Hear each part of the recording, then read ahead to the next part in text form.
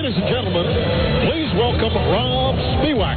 Take it away, Rob. At defensive tackle, number 95, Big Daddy Dan Wilkinson. I'm over here now.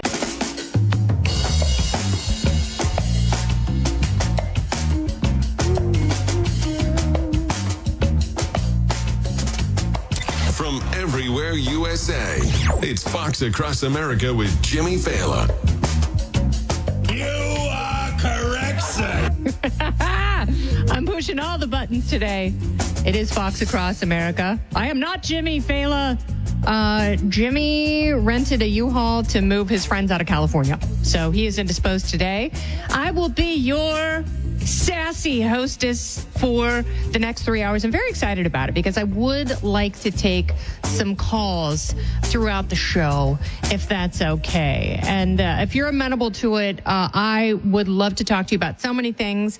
Particularly, I'm still hearing various reactions from people who are so excited about the outcome of the election.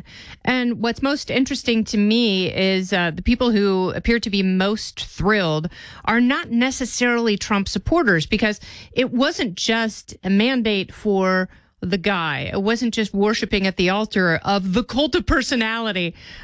Really, what it's about is a shift from being bullied by big government and people who are so deeply entrenched in their orthodoxy and their philosophy that they are using government to try and bully people into feeling the same way, which no one likes that. It doesn't matter where you sit on the political spectrum. No one likes that. No one likes being told that they have to feel a certain way or talk a certain way or not make jokes about anything anymore, or they will be canceled.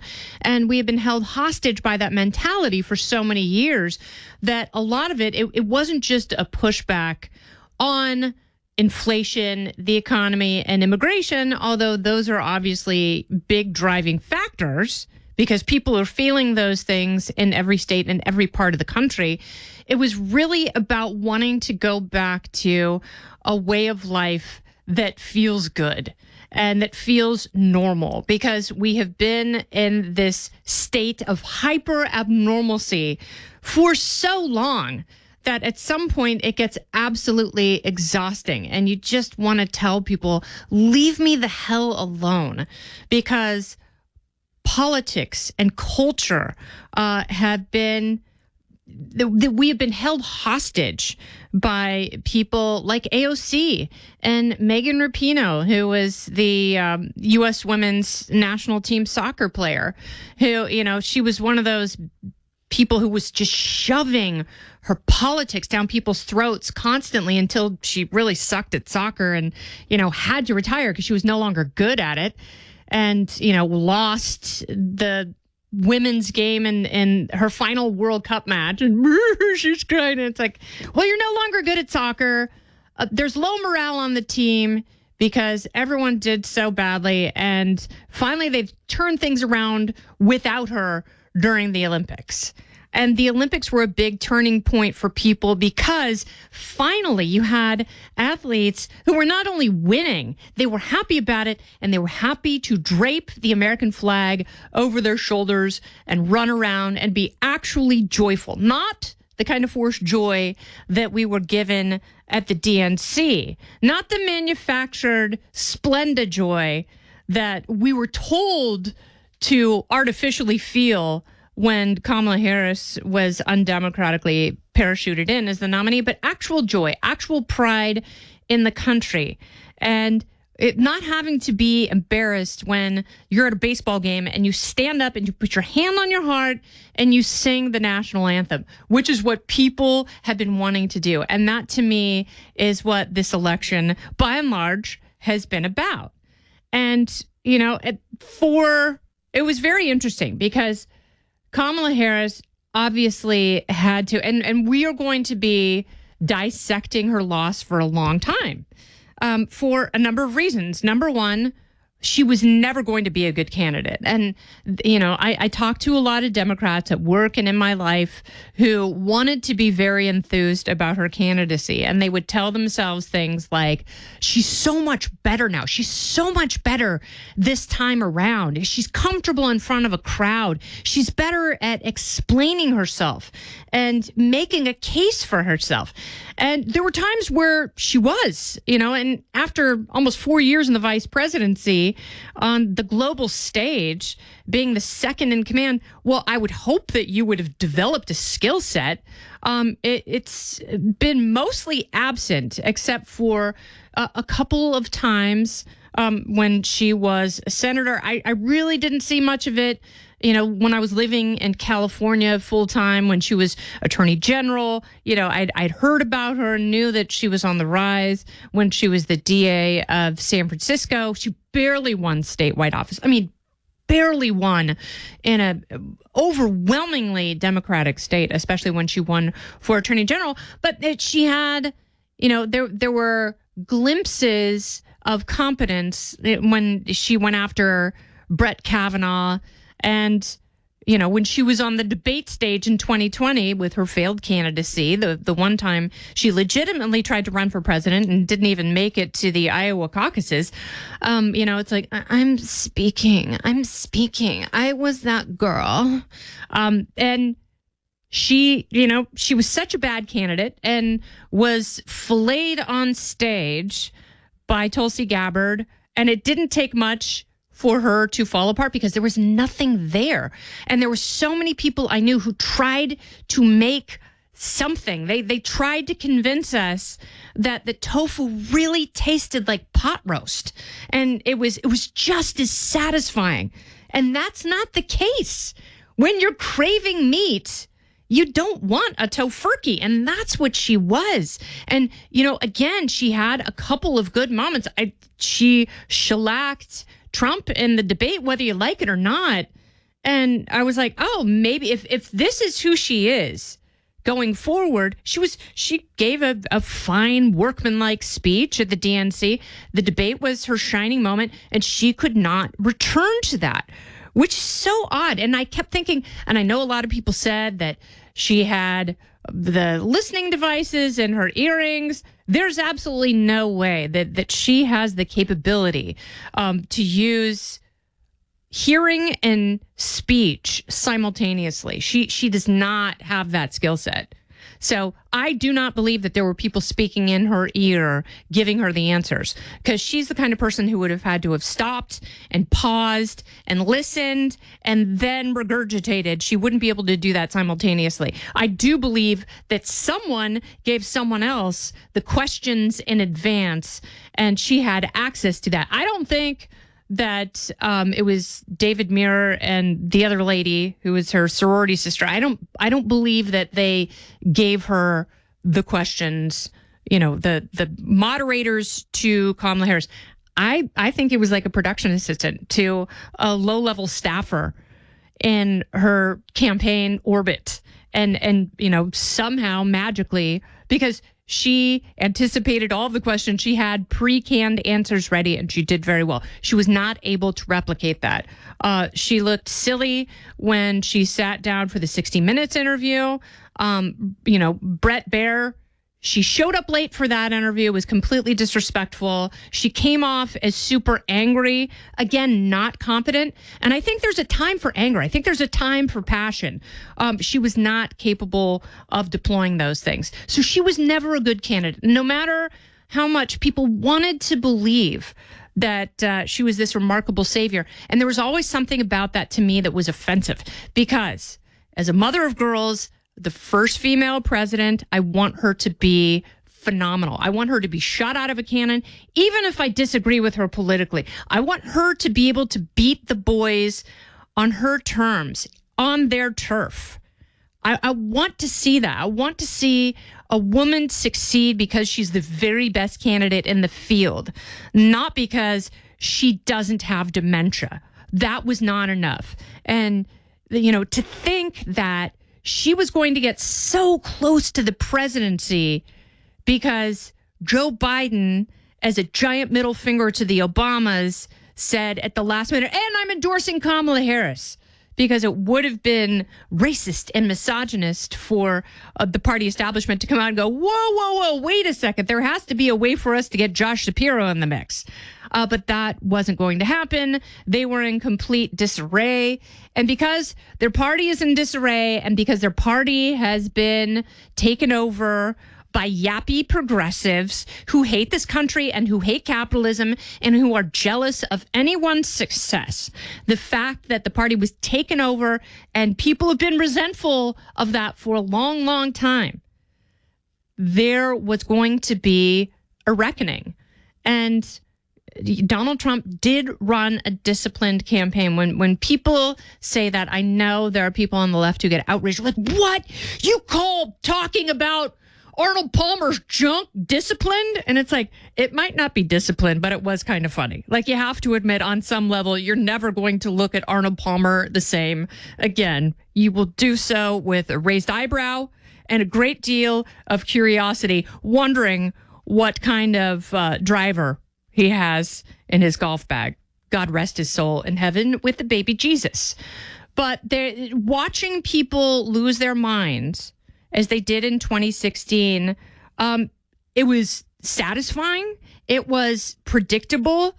It felt like there wasn't enough there for her to take Democrats into the end zone. And I was right about that, but I did fear in the final days of the campaign that she was experiencing a momentum shift. And, you know, pollsters who had it as tight as they did, they should all resign. They should get out of the business, as Laura Helmuth did as the editor-in-chief of Scientific American. So why did the editor-in-chief of Scientific American, a publication about science, because Democrats follow the science. Republicans hate science. They hate science. They hate vaccines. They hate your freedom. Oh, except for the part where it is hysterical political activists running what should be pillars of the scientific community. So she started posting things on election night because she was one of these hysterical people, again, editor-in-chief of Scientific American, who was posting things like solidarity to everybody whose meanest, dumbest, most bigoted high school classmates are celebrating early results because F them to the moon and back. And this is a woman who has a PhD from Berkeley in cognitive neuroscience, which, you know, just based on those two words, it sounds like it would be very difficult to get a PhD in that. And then, you know, she went on that night. I apologize to younger voters that my Gen X is full of effing fascists. It's like, speak for yourself, lady, because the Gen Xers I know are full of freedom. And of course, she finished it off with, every 4 years, I remember why I left Indiana. I also am from Indiana, where I grew up, and remember why I respect the people who stayed and are trying to make it less racist and sexist. The moral arc of the universe isn't going to bend itself. Well, she's going to bend herself into a pretzel because now she's unemployed, and it is these sort of contortionists, they are the reason that Trump won, because they assumed their political activism was appropriate in every venue, and they knew more than everyone else. And their joylessness got to toxically infect everybody else until we bent to their will, and that's what people are sick of.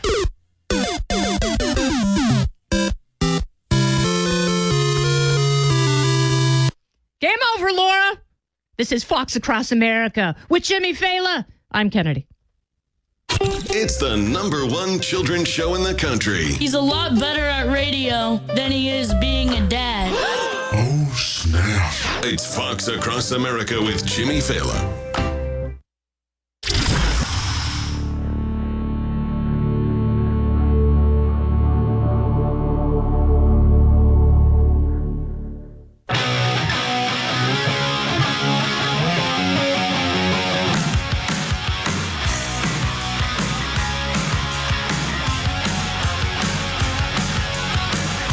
Sponsored by Prevagen. Prevagen is the most recommended memory support brand by pharmacists. Welcome back to Fox Across America with Jimmy Failla. It's Kennedy in for Jimmy on a really special and precious Friday. You know who's a precious little lady? Whoopi Goldberg. What are they going to do with The View now that Trump has won? And because a majority of Americans voted for him, it's not the outliers. It's not, I was just talking about Laura Helmuth from Scientific American. It's not just the racists.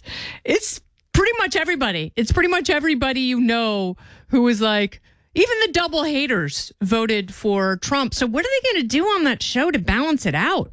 Because that is just a miserable fart factory.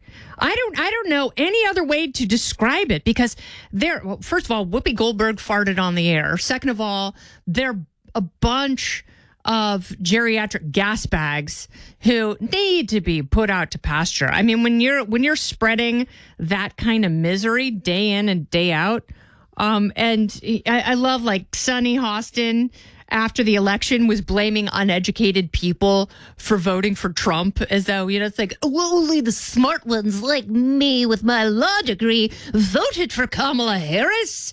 It's like, lady, who do you think is watching the show? Who do you think is home? You think it's people like Laura Helmuth with her PhD, like, shoved up her honey hole? No! It's people who are, by and large, uneducated and unemployed and probably living off the government dole.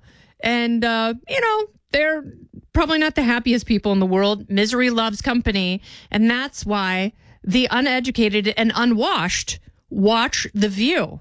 Now, the fun uneducated people, which includes 2/3 of Americans who don't have college degrees, they don't watch The View, and the ratings for the show have gone down because it's a fun suck.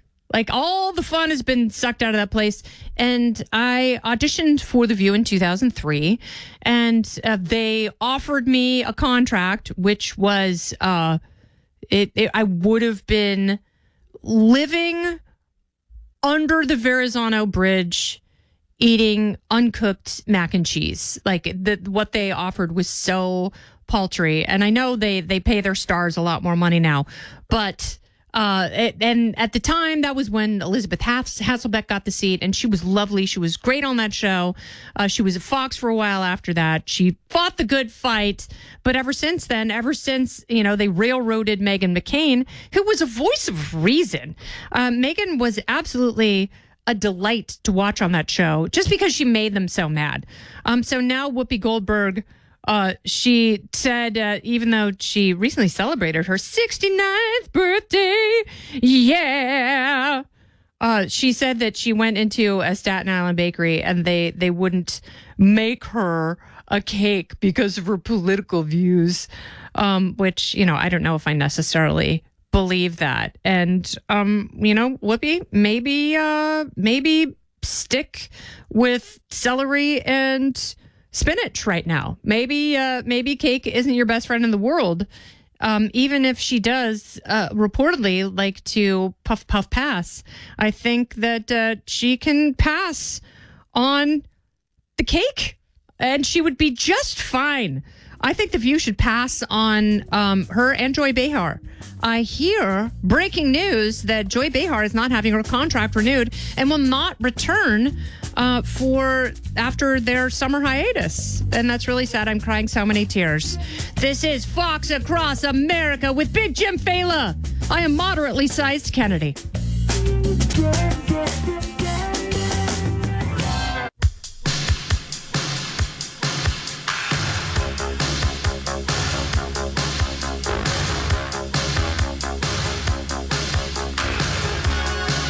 Welcome back to Fox Across America with Jimmy Failla. It's Kennedy filling in for Jimmy. And I'm so excited to talk to my next guest. She is the authoress of the best-selling book, Ask Not, The Kennedys and the Women They Destroyed. It is up for several book awards, and it will reign victorious because this fascinating read, very well researched, made the right people angry, and entertained and delighted people for most of this year, and a wonderful holiday present it would make. Maureen Callahan, columnist at the Daily Mail, best-selling author. Welcome back to Fox Cross America. Oh, my God, Kennedy. Thank you for having me, and thank you for that introduction. Oh, my goodness. Oh, yes. So I hope you have another book in the works. Not yet. Okay. Well, it's this one was a massive multi-year project for you. Yeah. And I was just reading in the Daily Mail about Daniel Penny. So you have been covering that trial, and you bring up so many good points. So at the top of the show, I was talking about, Trump's victory was not as much about Trump as it was a reset from the insanity. And the Daniel Penny trial going on here in New York, he is a former Marine who's accused of murdering a mentally ill, violent homeless man who was terrorizing passengers on the New York City subway. And this trial has divided people, but I don't think the division is half and half. I think the ratio is, I think the odds are in Daniel Penny's favor in terms of people who support him. But tell me, what do you see this trial, what is it an illustration of as far as what is going wrong in New York and other cities across the country? Yeah, Kennedy, I think this trial is even though it's taking place in New York City and in many ways is a referendum on New York's soft on crime policies and the left's complete malfeasance when it comes to how they address the homeless, the mentally ill, and those who are violent or prone to violence. Jordan Neely, the homeless man in question, had a rap sheet that was extremely lengthy. And what you won't find in most media coverage is any detail about that. This guy he once attempted to kidnap a 7-year-old girl, okay? But I think what this trial... And God knows what he would have done with that child. You don't kidnap a child to take them to Coney Island. You kidnap them because you are going to either sexually assault them or murder them or both. It is never a good outcome. He didn't just decide that he wanted the 7-year-old little girl as a friend. He wanted to harm her, and he violently tried to kidnap her. And then, as you pointed out, he had more arrests than birthdays. 44 arrests by the time he was 30, and he punched an old lady in the face and broke her nose and her eye socket. Exactly. And, what's really interesting about this case is, New York to me is such an incredible example of everything that the left says America is not, right? The left says America is intractably racist. Well, this subway car was composed of every kind of ethnic and racial makeup you could think of. One of the men who was helping Daniel Penny restrain Jordan Neely happens to be black. And when he took the stand, he said he was afraid to tell the truth about his involvement because he was worried that he or his family would be harmed. There were. I mean, isn't that wild? He knew that he had to be a part of that because, and these are the kind of people you want surrounding you in society. These are the kind of strangers we want among us. The men who feel protective of other people and know that they have an obligation to intervene in order to save lives. Exactly. And I hope to God there are men like that, if God forbid something like that happens to me. And it happens to everyone who ride. I was on the subway 2 weeks ago. I ride the subway every day. And there was a guy just stalking up and down the train, screaming, "Who's the time traveler here? Identify yourself now. I don't care if I die today. Go ahead and shoot me." And I'm like, oh my God, here we go. And I'm looking around at these guys going, is there a Daniel Penny here? Would there be a man to stand up and confront him if this turns violent, which it does in an instant? Agreed. Everyone in New York City knows exactly that feeling, women especially.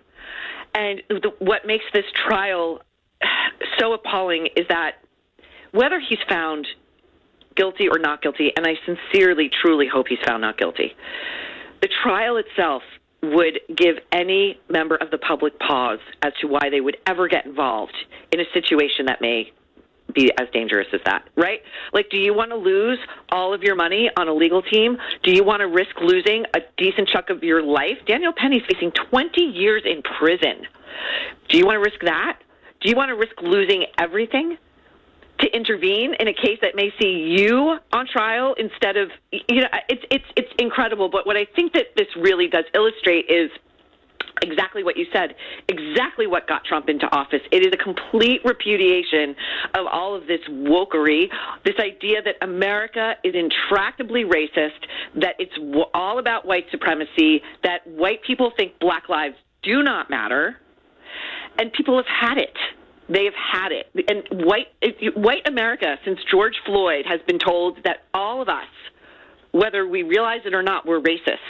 And none other than that amazing white racial hustler, Robin DiAngelo. She was giving speeches on this, making millions of dollars with corporate America, telling white people, you think you're not racist? Guess what? That's the problem. Your white fragility. So buried, you don't even know about it. Yeah. Exactly. And that to me is insane. But the fact that they thought that was going to be the paradigm shift and no one was going to push back. And that was the problem. Like they were forcing it. They weren't allowing society to evolve optimistically. They were forcing people to change by making them feel guilty and questioning everything they did and making people feel so self-conscious that it turns out you make people miserable and people cannot live in misery. And if they have a choice, they will choose the other thing. It was interesting because one of the choices that prosecutors and Alvin Bragg's office, who is the very liberal DA in New York, and I'm happy to say that 3 of the worst have been thrown out of office, either by recall or at the ballot box. George Gascon in Los Angeles, Mike Schmidt in Portland kicked his ass out, and Chesa Boudin, who was the one who was recalled in San Francisco. They were 3 of the worst. Alvin Bragg is not far behind. He has nowhere to pivot after cases like this, but they chose not to disclose that Jordan Neely was still alive when cops and first responders got there. And Isn't that incredible? Yes. It's incredible. They chose not to disclose that. I thought, so one of the first witnesses on the stand in this trial was one of the first officers who responded. And his testimony, I thought, was blockbuster. He said, he was asked, did you or any of your officers performed CPR on Jordan Neely, and he said no. And it wasn't because Jordan Neely was a black man. It was because Jordan Neely was so obviously so filthy, so potentially disease-ridden, that he said he was not going to risk his health or the health of his men and women over this. It wasn't happening. They waited for EMS. Well, you also point out, and it's like the thing that really makes me mad is AOC was one of the people who came out and was like, he's just a Michael Jackson impersonator who is having a bad day. It's like, no, actually, he was on a list. Like, New York City is a city of 10 million people. And in a city of 10 million people, you have a lot of mentally ill, homeless drug addicts. You have a lot of them, more than any other city in the country, maybe in the world. He was on a list of the 50 most dangerous homeless people in need of help. He was on essentially a watch list because he was in such a bad way and causing such a problem for so many people. So obviously, New York City is doing something wrong if these serial offenders aren't getting help somehow. But that's what happens with progressivism. And that's a wonderful thing that you, Maureen Callahan, author of Ask Not, point out in your Daily Mail article, is that people like Jordan Neely are thrown out on the street, not by conservatives, but by progressives. They are seen as being disposable, as though somehow that is of benefit to them, to just kick them to the curb and let them live in mentally ill squalor. We are living. This is truly the legacy of George Floyd that we're seeing right now. This massive overcorrection on the part of liberal America. Jordan Neely was turfed throughout Alvin Bragg's justice system, in and out of courtrooms. Didn't matter if he was put on bail. He wouldn't show up. He was he had been his last charge. He just walked out of the courtroom and never to return.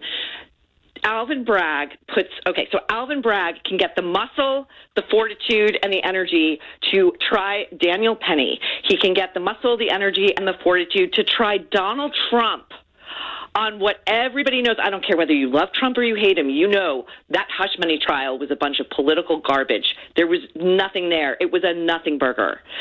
But he cannot and refuses to prosecute crimes that involve black men, illegal migrants in New York. Do you know who's running riot in Times Square right now? That Venezuelan gang is running riot in Times Yeah, Square. absolutely right. And they're infiltrating a lot of the hotels that are sheltering migrants. I pass by one of them every day, and there's always people outside, and they're having a great time. Like, they are having a street party every single day of the year. So it's like New York City is not disincentivizing people to overrun their social services. They're inviting people to do that. So homeless veterans get nothing, but Tren Aragua can get into these migrant hotels and smuggle in weapons through DoorDash drivers and make the city. And also, there is a concentration of rapes and assaults, which also no one will talk about, by some of these hotels and shelters. So thank you so much, Sanctuary City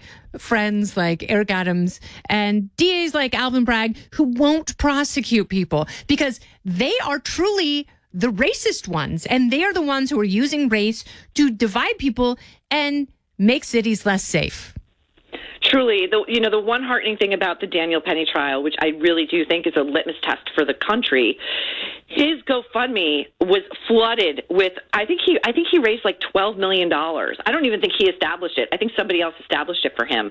But he's got the best legal team money can buy. And from what I hear from inside that courtroom is that his legal team, their hearts are truly in it. They believe in Daniel Penny and this cause.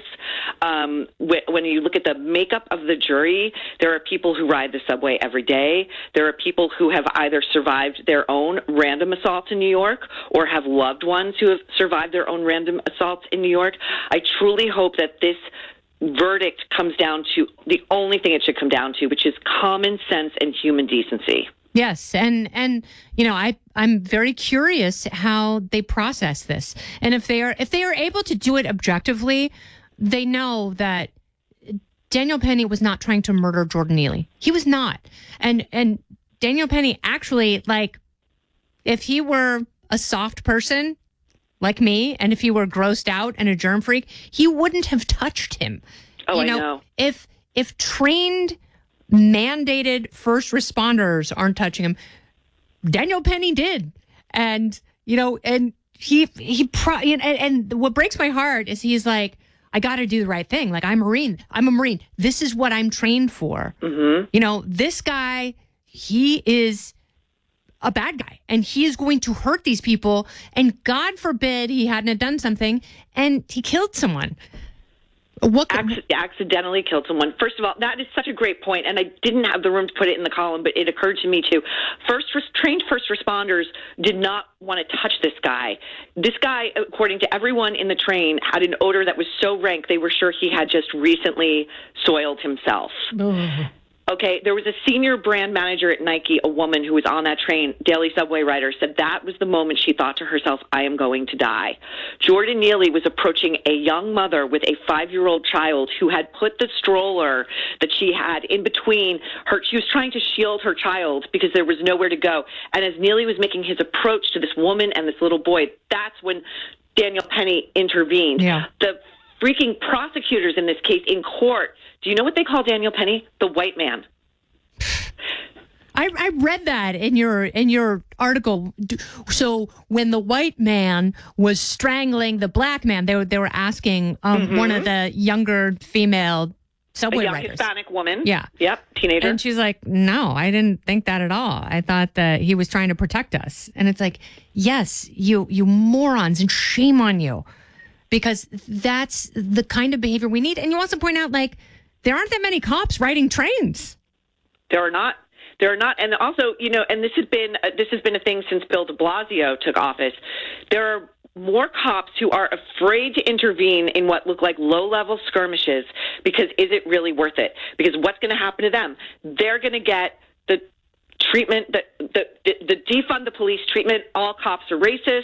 They're going to get hauled into court. They're going to face prison time. They're going to face bankruptcies. Why would they? This trial, Alvin Bragg has so much riding on this trial because it's to try to prove that his soft on crime policies aren't the abject failure that they are. He has failed New York City. I cannot wait for him to go. The city is struggling under him enormously, and he is a race hustler. I think he is an Al Sharpton level race hustler. Yes, and we can't continue to live this way. Everyone else has evolved, and it's time for the rest of us to get back to rationality and functioning cities. I was talking to my sexy tour manager boyfriend today, and we were talking. Your sexy tour manager boyfriend. And we were talking about how Austin used to be one of those great cities, but the downtown is like the downtown everywhere else. And in Portland and Seattle and LA, which they used to be cool and vibrant and fun. We have to get back to that. And we can, thanks to incredible writers like Maureen Callahan. Read her stuff at the Daily Mail, where she serves as a columnist. Read her book, Ask Not. Order it now for all the readers and the women who love Kennedy gossip in your life. It's extraordinary. Maureen, thank you so much. Thank you so much, Kennedy. You know it. This has been a lovely segment here on Fox Across America with Jimmy Failla. I shall return momentarily. I am Kennedy.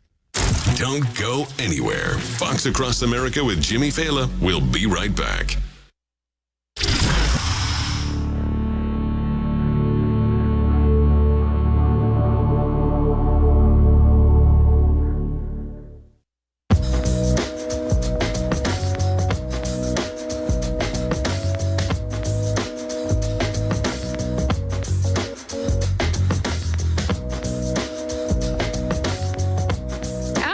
Love the cure. This show is the cure for boredom and hemorrhoids. It's Fox Across America with Jimmy Failla. It's your friend Kennedy filling in for the day. I'm very excited because in a week and a half, Jimmy and I are going to have a very special podcast. I host a podcast 5 days a week, and it's really fun and remarkable and extraordinary. It has been called Groundbreaking, and probably the force that will better humanity more so than technology or the advent of prayer. It's called Kennedy Saves the World. It's a very humble title. But Jimmy and I are going to be talking about side dishes at Thanksgiving, because I'm rethinking Thanksgiving this year, and I'm starting with something very critical. So I'm a big believer that Pumpkin and the Gourds, which was the name of the alternative cover band that I used to perform with in the early aughts. Pumpkin and the Gourds are critical on Thanksgiving, but I am not going to make pumpkin pie this year. I'm making pumpkin cupcakes with sweet cream cheese frosting. Fight me if you think I'm wrong. I'm taking your calls next hour. It's Fox Across America. I'm not Jimmy. I'm Kennedelia.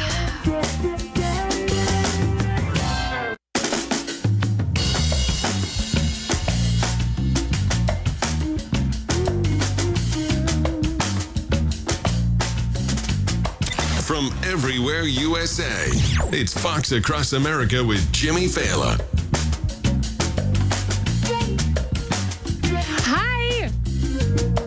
It's Fox Across America with Jimmy Failla. It's Kennedy in for Jimmy, fresh off the outnumbered couch. How did I do it? It's a miracle of science and a wonder of physics. But we are here. We are together. And we have an extraordinarily exciting hour for you. It's going to dominate your life, and I'm really excited about it. Daniel Turner is going to talk about energy. He loves fossil fuels. He drinks motor oil for breakfast. Julie Banderas is here. Hot Cougar Bitches back in action. And more on the way, because you deserve it. Not as much as Whoopi Goldberg deserves a good flogging. I talked to you about it a little while ago. She went on The View on Wednesday and was like, I'm 69. Ow! And she talked about wanting her mom's favorite New York dessert for her birthday. So She called the bakery on Staten Island. It's called Halterman's. It's a legendary bakery that has been in business for, I think, over 100 years, if I'm not mistaken. And they told her, Jill Halterman Bowers, who is the owner of the bakery, told her, our boilers are down. We're having a hard time. It's an old building. We're trying to fix everything. I don't think I can get your order out now. So eventually she was able to make the Charlotte Russe dessert that Whoopi Goldberg wanted for her birthday. And they got them to her, and Whoopi went on The View. And Entertainment Weekly was able to surmise who the bakery was based on the iconic white packaging with pink polka dots, exactly where they came from. So they outed the bakery as being politically harmful to Whoopi Goldberg, because Whoopi went on and said they wouldn't make my mom's favorite dessert for my birthday because they don't like my politics. No one there said anything about politics. No one said, hey, you know what? Screw you. We would hate to have coverage on a national TV show. What a shame that would be for some of the stay-at-home moms in New York to see our delicious treats and then come into our bakery and support us. So Whoopi, being a fart bag, had to poop all over the place. But the bakery just held a press conference, and it was magic. And they were like, no, we're a community bakery. We love our community. We love our patrons. That's all we want to do. And Jill said, my bakers get here at 2 and 3 in the morning. And it is a labor of love, and that's all they want to do. I don't care about people's politics. I would never withhold something. I was honest with all of my customers that we were having issues with the boiler, and we couldn't make her confections. And I'm sorry, Whoopi. So and they have nothing to apologize for. I think it's probably the best publicity stunt the bakery could ever have hoped for, because they've had calls come in from all over the country of support saying, you know, how can I send your baked goods to people I love just to support you? And so that's what they've been doing. They had the city council member and the borough president and all sorts of people at the press conference, and their accents were absolutely priceless.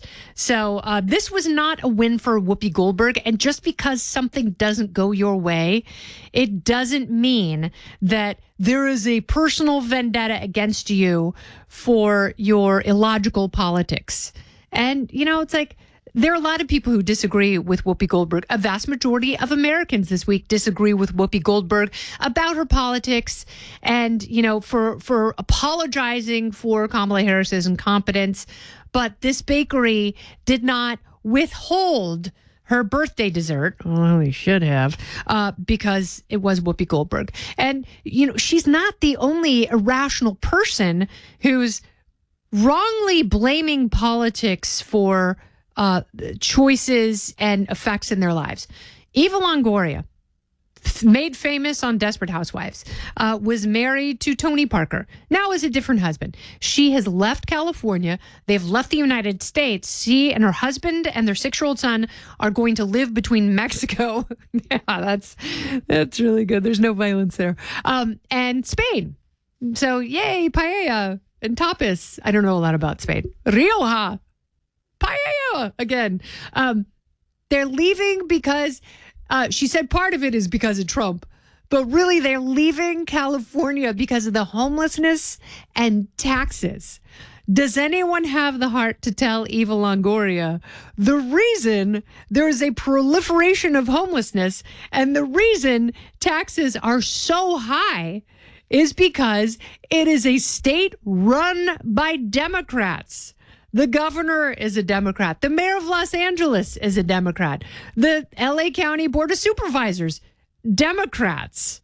The LA City Council, Democrats. So they are the people, along with a very progressive DA who also got a shout out last hour here on Fox Across America, George Gascon. They have horrible policies that don't actually help people, and in the name of being do-gooders, make people more miserable, throw them out on the streets, and then they raise taxes to build houses for homeless people, even though lack of housing is not the only reason people are homeless. But, unlike Kamala Harris, they're not even interested in pretending to find the root causes of homelessness. But I will tell you, ballot measure after ballot measure, a lot of money goes into this effort. And there are a lot of people who directly benefit from it in California. There are lobbyists and, private social workers and organizations that pretend to want to help the homeless. But why would you try and solve homelessness if you get billions of dollars pouring in from the state? So there's no incentive there. And even Gavin Newsom admitted they don't know where the money went or who it helped or how many people are off the street. I'll destroy the mystery here. There are more people on the street with the billions that have poured in from people in the state who actually want to do right by those in need. And building houses at $650,000 a pop, that's not an efficient way to do it. That's a very efficient way to raise taxes. So what does raising taxes get you other than an Eva Longoria free state? Oh, which is so sad. It gets you people who have no economic mobility, who cannot wait to leave the state and to go to other places where they can start businesses and they can send their kids to school without being indoctrinated by propagandists. So that is why California has seen a net loss in terms of population, because people are fleeing the state, just like Eva Longoria did. But at least the other people aren't dum-dums, and they're not going, yeah, like California sucks because of Trump. He hasn't been in office for 4 years. California is a mono-party state.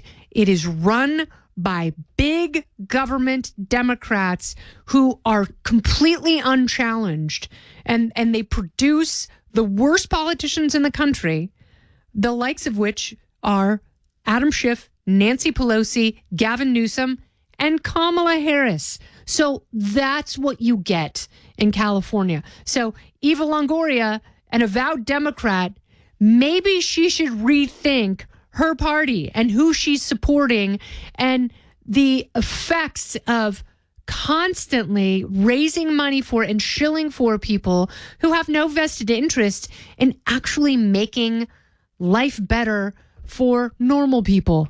God forbid. We do have a lot of exciting appointments and nominations to discuss. One of them, the Secretary of Energy. Who will it be? Daniel Turner joins me to sort of turn the soil on this one, if you will, and I know you will. This is Fox Across America. It's Jimmy Failla's show. He's off. I'm on. I'm Kennedy. A show with substance and style. This is my oldest guy in the boy band look. It's Fox Across America with Jimmy Failla. He's a good-looking Italian.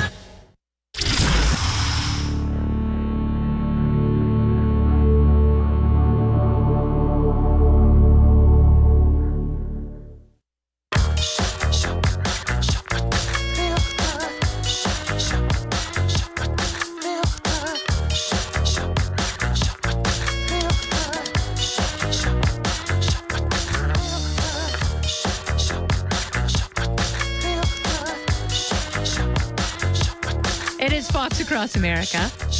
I'm Kennedy Across America. For the day, Jimmy Failla has taken a bit of a powder.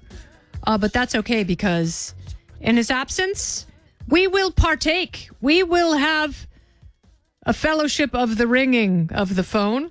And I want you to call me here, please. Hi, I sound like I'm calling one of my daughters. It's Mom. Can you call me? Yeah, I've got an issue with my American Express bill. This is not okay. You need to make better choices. So hopefully you will make the choice to call me, because my fellow founder of Hot Cougar Bitches, Julie Banderas, will be in studio soon. And if you want advice on how to be extremely remarkable, Julie is world class at dishing out that kind of advice. 888-788-9910. You can also tell us what we need to serve at our Thanksgiving meals. And don't forget, Julie Banderas served up a horrific virus that made everyone at her party, 45 of us, lose a lot of weight by saying goodbye to our bodily fluids. That and more in just a bit. Right now, let's talk some of these cabinet nominations with one of my very favorites. He is the founder and executive director of Power the Future. He's a realist when it comes to energy policy, and these cabinet picks could have a lot to say about what he does and what he sees. Daniel Turner, welcome back to Fox Across America. Oh, Kennedy, it's great to be on with you. Nice to reconnect. I miss you, Daniel. Me too. You were my favorite. I miss you like the solar panels miss the sunshine in a cloudy place like Des Moines, Washington. Okay, so let's talk about this because we don't know who the pick for energy secretary is yet, do we? I have heard rumors, but I have heard no confirmation, and I wouldn't want to throw out names because... Oh, you can throw out names. Go ahead. That's what we're here for. Who have you heard? Well, I've heard potentially Governor Dunleavy of Alaska, which would be kind of a logical choice because Alaska has oil, gas, and coal and lots of minerals. Like it. So that's one possibility. I've heard some people from the private sector who actually work in this space and know a lot about oil and gas and coal. So I don't know. It's not fair for me to get ahead of Team Trump and create chaos. Now, I've heard that within the oil and gas industry, that Lee Zeldin, I really like Lee Zeldin. He's a former congressman from New York. I've been on Fox with him on Outnumbered and on Gutfeld, and he's a good guy. He's a great dad. But is he right for EPA secretary? Well, there's a couple things I like about him in particular, besides the fact that he's a stand-up guy and he fought a really good fight to try to win back New York for some common sense. But he was Congressman of New York 1. And for your listeners who don't know, that is the end of Long Island. So, yeah, it's, fancy houses in the Hamptons, but there's a lot of agriculture. There's a lot of lobster and fishermen and clams. There's also offshore wind projects, and there's natural gas pipelines. And they're killing the whales with the offshore wind projects. Absolutely. Am I wrong about that, Daniel? So let's set the record straight there, because I think 100%. That this is an important divergence. Yes, 100%. When they started the sonar exploration for where to put these wind turbines, sonar exploration exploded 1,000-fold, and the whales started dying at several a month. And that's, people are going to say it's just a coincidence, but if you grew up on Long Island like I did, and you swam in the Atlantic Ocean your entire childhood, you never heard of whales washing up on shore. And they were washing up on shore at 1 or 2 a month for the last couple of years, quite frankly. So absolutely, the two are correlated. But the good thing about Lee Zeldin is hopefully he will bring back to the EPA what it's supposed to do, which is coexistence, right?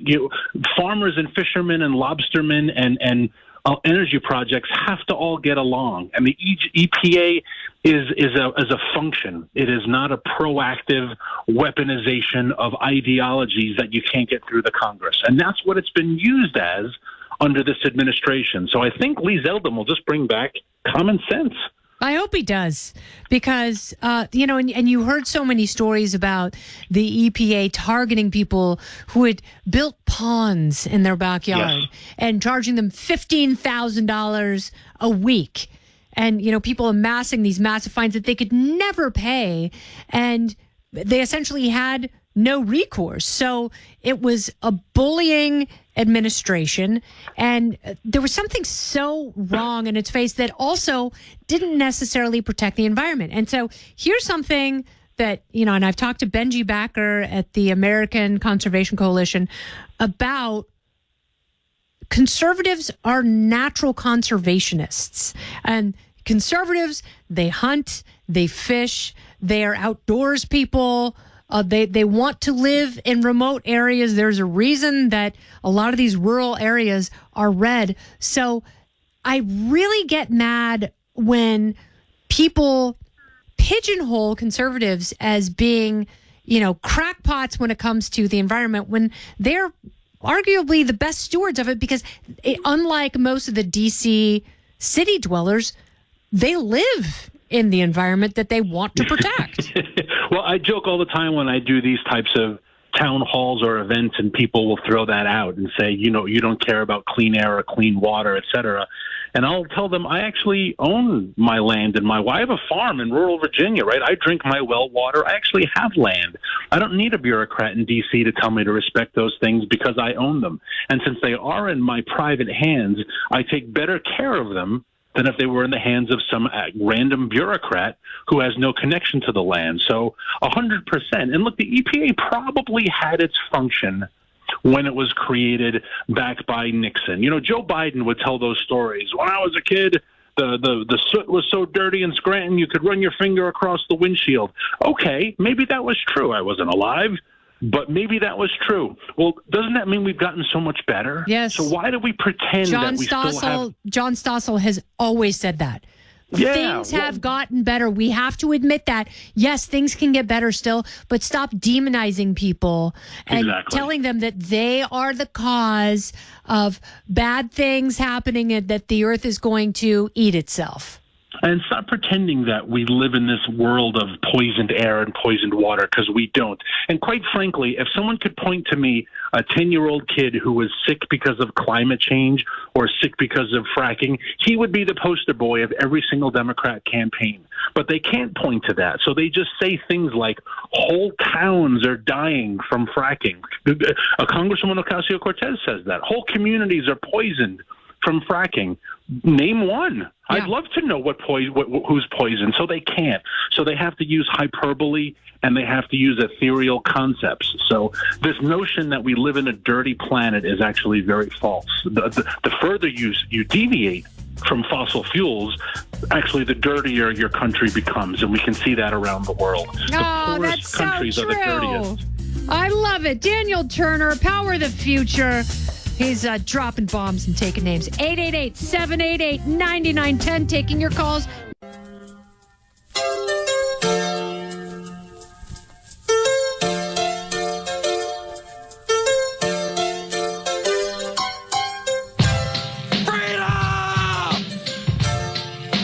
Oh, you're right. And when you're right, you're right. And you're always right. That's right, Ted Cruz. It is Fox Across America. Kennedy in for your friend Jimmy. Not really friends today with you, is he? No, I don't see him here.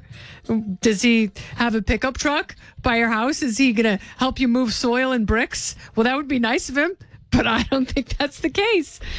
So they put out the bat signal. I am here with Julie Banderas.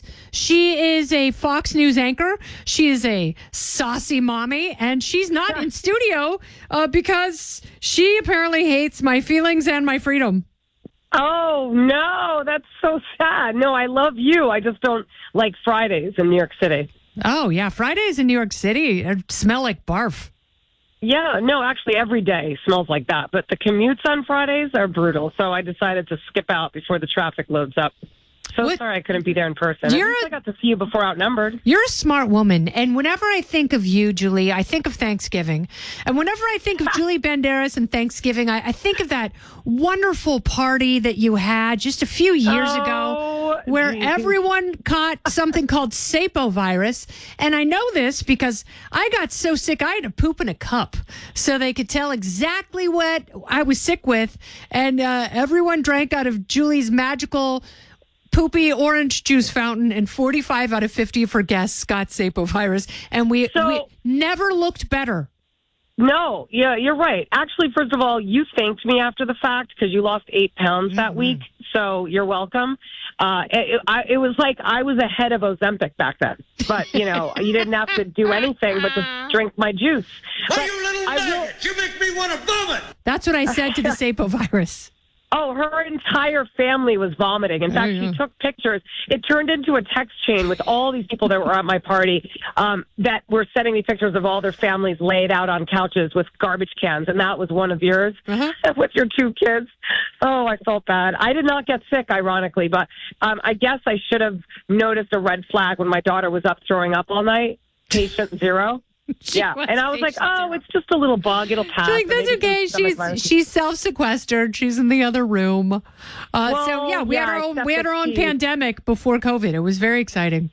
We did. And I think about 50 people in total got infected because all of you that ended up going to spend Thanksgiving with your family members that were not at my house, those people even got sick. Grandparents, children. Yeah. Anyway, and I made some friends with the NYPD that day because I actually invited cops to that thing, too. God, I hope they didn't get sick. Families. They did, actually. Yeah, I'm responsible for infecting the NYPD as well. What are you making for Thanksgiving? I don't cook, so my mom is making a turkey. She makes the turkey every single year. She actually marinates it and bakes it in the oven for like 24 hours. It cooks all day and all night. Yes, so I'm going to brine my turkey this year. I've got a wonderful recipe for a lovely brine, and I will brine it for 24 hours. And then really? I will probably dry it out for 24 hours in the oven, which makes crispy skin. And then I've got an herbed butter recipe that I'm going to rub under the skin. Ooh, that's what my mom does. Yeah, it's going to be a sexy bird. And then I'm going to shove the cavity full of onions, oranges, lemon. And no stuffing. No, because that's how people get sick, Julie. Because the stuffing doesn't cook off the salmonella.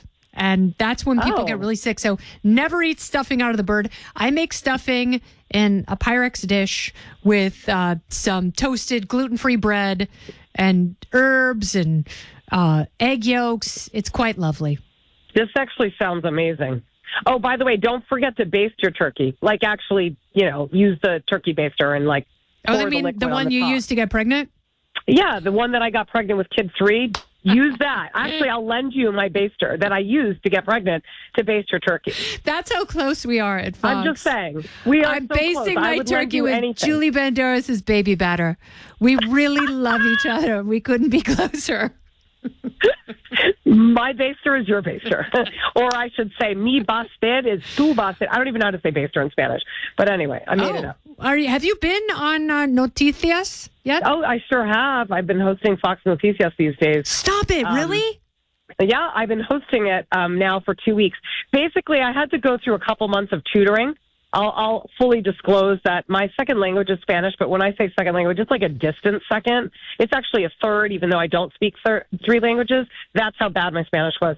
So I have been going to tutoring for 3 months almost. Has it helped? 5 days a week. Yeah, no, it actually has. I'm still learning. Are you good at reading Espanol? I can. Yes, now I'm getting much better, but it's hard. I mean, seeing Spanish words, they're very long. In a teleprompter is probably the most mind-blowing confusion. Like, it's mind-blowing confusion for me. So anyway, I've been doing tutoring, and I grew up speaking Spanish. It was my mother's native language, and my grandmother didn't even speak English. Mm-hmm. But I never talked politics with them. I was like, Mom, pass me the milk, So now I have to actually say stuff like leche, por favor. Exactly. Muchacha. Or like, yeah, I didn't know how to say stuff like assassinate. Pretty fluent. Yeah. Assassination attempts never was a dinner table conversation growing up with my grandmother, oddly enough. Is it trabajo asesinación? Asesinato. That's a new word I learned in the last 2 months, among many other words. Oh. Yeah. Julie, it's just so fascinating. You are like an onion. You peel back the layers, and there's another layer, another beautiful, intelligent, wonderful layer of goodness. That's with uncalloused hands from not spending a moment in the kitchen. No, they're uncalloused hands. Absolutely. I know how to pour a good cocktail in the kitchen. Good for you. Hey, you know what? Yeah. It's a crucial part of the holiday meal. Do you mind if we take a call from Todd? Okay, who's Todd? Todd is he is a sexy poppy, and he's planning to stuff a prime rib into a turkey. Todd, you are on Fox Across America with Julie Banderas. You're very lucky. Hey, I just called. I'm still trying to get over the ability to get through. But hey, guys, we're talking about that baster, and talk about getting the first baster. Yeah, we're not gonna get a fresh baster because we recycle here at Fox. We're big recyclers. We're environmentalists. We really are. Yeah. Todd. So Todd, you said you're gonna stuff a prime rib into a turkey. Is that a euphemism?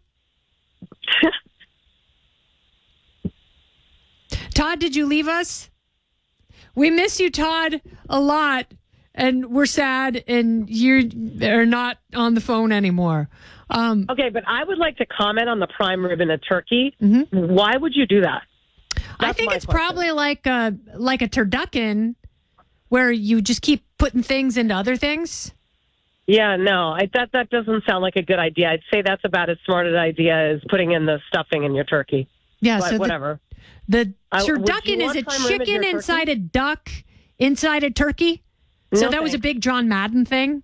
I worry that all those things have different temperatures and time requirements. And I worry that something would be way too tough and other things would be underdone. And my worry would be the turkey would be underdone. And I have a family member who's been battling a tapeworm. Oh, man. I remember back in the day, I used to beg for a tapeworm when I was trying to lose weight. I was like, God, I want a tapeworm. Based on your track record, the Lord will giveth in that realm. I should hand those out at my next holiday party. Tapeworms. You don't need Ozempic. Just come eat at my house. I'll clean you out. It's so true. It's a detox. Yeah, no, honestly, like my meals are like you'll make Sharon Osbourne look like Michael Moore. That's man-made enemas served at the Banderas household. Step on up. Yeah. I love it. So do you have any exciting plans for the holidays? No, I'm working. How about you? Yeah, I'm going to a cabin in the woods. And, that sounds nice. Yeah, and it's a log cabin, and there will be a fire, and I'm going to make pumpkin cupcakes and a sweet potato pie and a Dutch apple pie, which is a euphemism, which I can't go into because of FCC standards. And, I'm doing the turkey, which I told you about, and the stuffing, and I love the green bean casserole with canned green beans. And I like that too. Cream of mushroom soup and crispy onions on top.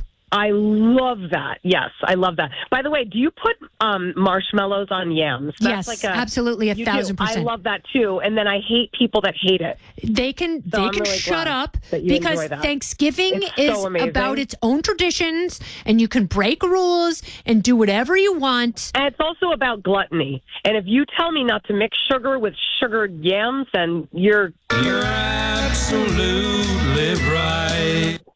I'm just curious, do you press those buttons or is somebody in the control room doing that? No, I did that. Wait, you actually have they give you control of buttons? Uh-huh.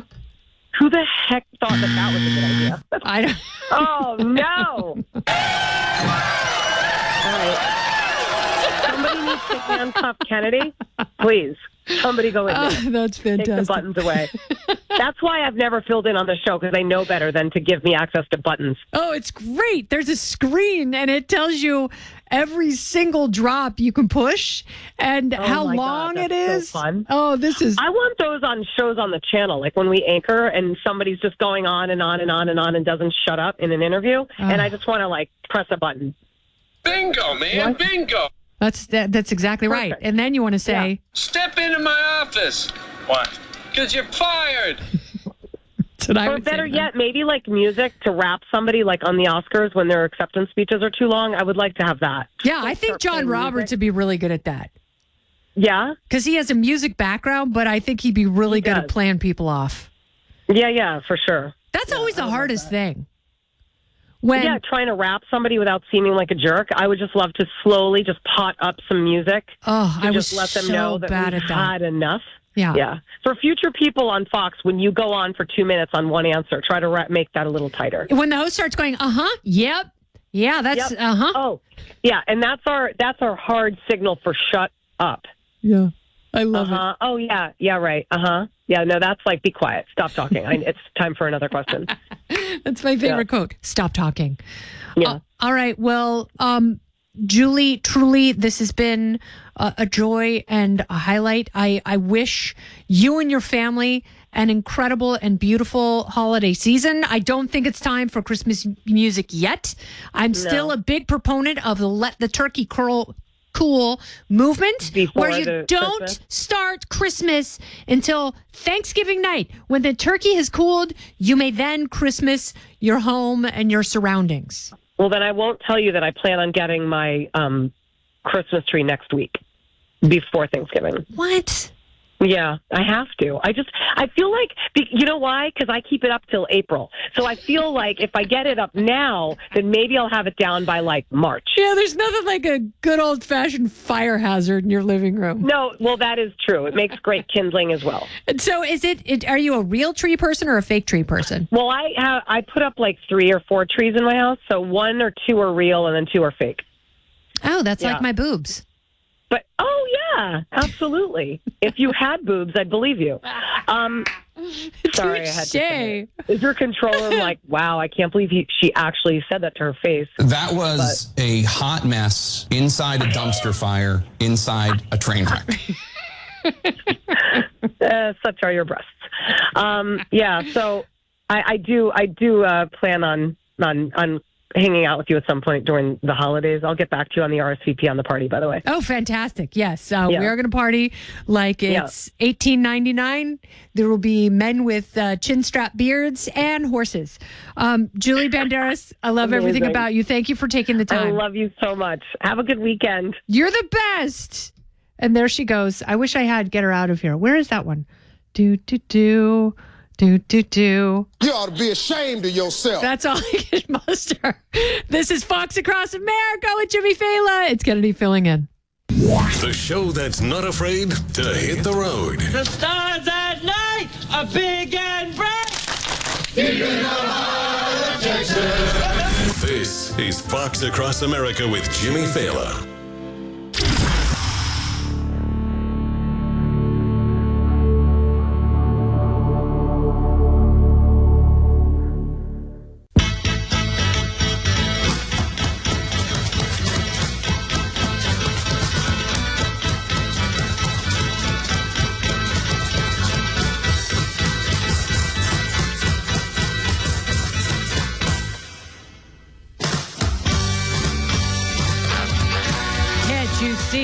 That I am not afraid. Hello, Fox Across America lovers. It's Kennedy in for Jimmy. You can call me and talk to my face. 888-788-9910. 888-788-9910. Operators are standing by. It's Julie from Time Life Books. Let's talk to Michael in Dallas, Texas. Michael. Hey, Kennedy. Kennedy with buttons is magical. Am I right? Indeed. You are correct, sir. Mm-hmm. I love you. You are my favorite MTV alumnus. So hello. Well, that's a big deal because there were a lot of people on MTV for a lot of years before they went off a stupid deep end with Teen Mom and all the dumb stuff. There you go. There you go. Hey, I want to throw back to some of the stuff in the first hour, talking about Arnold Palmer's favorite club, and we won't even mention the Strokes, okay? Let's just don't go there. But you mentioned about a competent woman as president. Yes, I think America goes, we don't have a problem with a woman as president. Actually, personally, I think a woman president will be fantastic when that happens, and I hope I live long enough to see that, because you get a competent woman in there, she's going to fix stuff. She's going to make stuff happen. I can't wait for it to happen, but not the woman that just lost because she wasn't confident at all. Am I right? Yeah, no, Kamala Harris, not competent, but also not a good campaign, and something that she should have seen coming. And that was a weird thing because, we had heard earlier in the year that she had secretly been amassing and talking to donors in the Naval Observatory, which is where the vice president lives, trying to get people with money on board with her. She actually didn't need the money, even though she got a $1 billion boost, because she already had the war chest, the Biden-Harris war chest, and she was the only one who could access that. But, even though she had $1 billion, and this is one of the biggest issues that the Biden people have with her, they didn't want to be displaced from their jobs because they knew that with her on the ticket, they didn't have a hope of serving in the next administration because it more than likely wouldn't be a Democratic one. That's what the Obamas knew early on, and that's what everyone was worried about. So she was gifted $1 billion and still couldn't do it because she doesn't really have political instincts.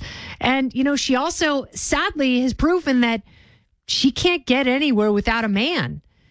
And why would you want the next president of the United States, the first female president of the United States, not to be able to do it on her own?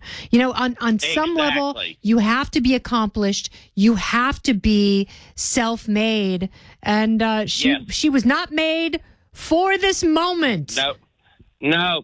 The other thing, real quick, and as being an old guy, I can say this. I'm so happy this last cycle is the last time we have old people trying to run this place.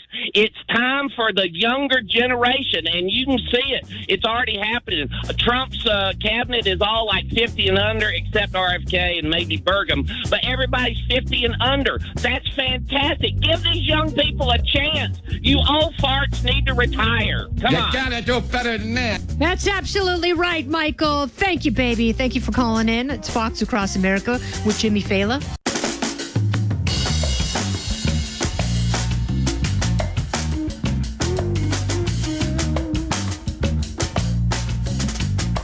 From everywhere USA, it's Fox Across America with Jimmy Failla. Boy, howdy. Woo! It is Fox Across America. I'm Kennedy in for Jimmy on this luscious Friday. People getting ready for everything this weekend. In many parts of the country, the air is crisp. The pumpkin spice lattes are flowing, and people can't stop talking about some of these cabinet picks. I was just explaining to our next guest that there's a little something for everyone. There are some to hate, there's some to be terrified of, and there are some that make us really, really joyful.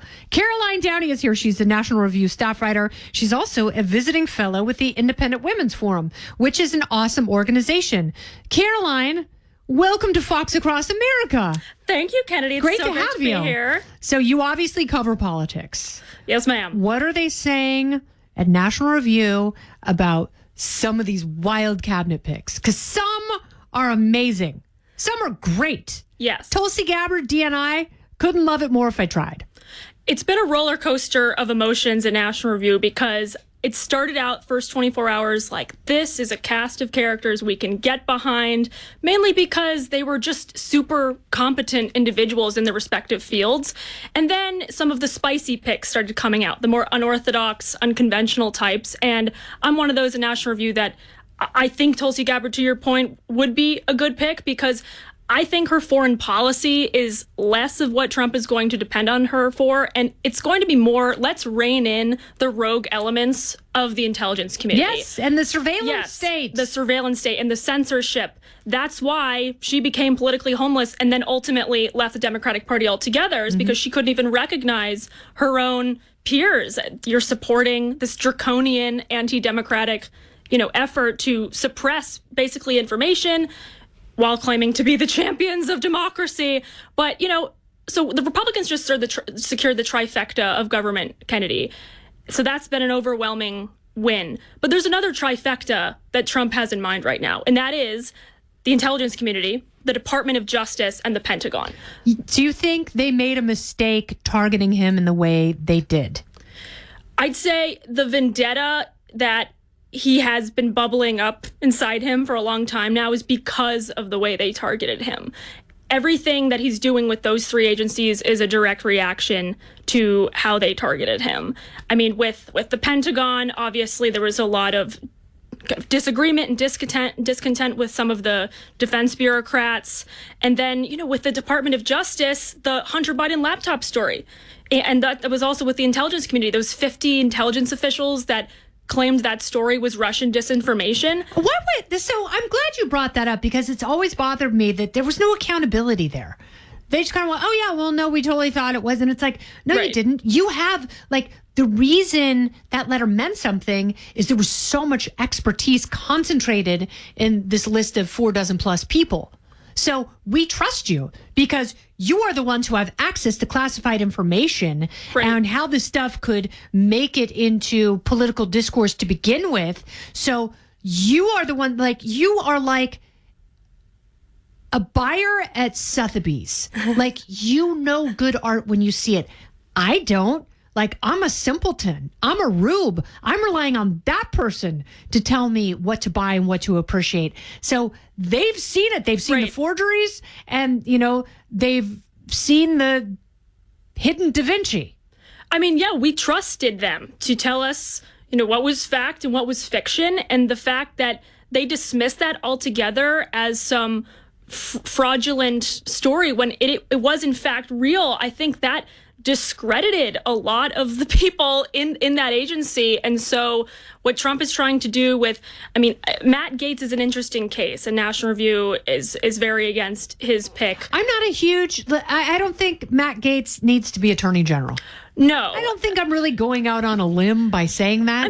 Kennedy, remove the fact that he only practiced law for 2 years at a very local law firm, but it's dead on arrival. We already have, I think, 30 senators, Ben Domenech was saying, who are absolutely going to reject him. So that asks the question, why nominate him when you know he's going to be rejected? Right. I think, and I would love to get your take on this, Caroline Downey, staff writer at National Review. I think that he was just flown as a trial balloon. They knew was going to be shot down. And then the next pick, they're softening the beach because he might be a crazy person, but slightly less crazy than Matt Gaetz, which is, by comparison, going to seem sane. So you're embracing the 4D chess theory, which is, this was actually part of the calculus all along, even though there were reports that he was selected in a smoke-filled room on Trump's first one. Also get him out of the House of Representatives. Yes, you kill so many birds with one stone with this.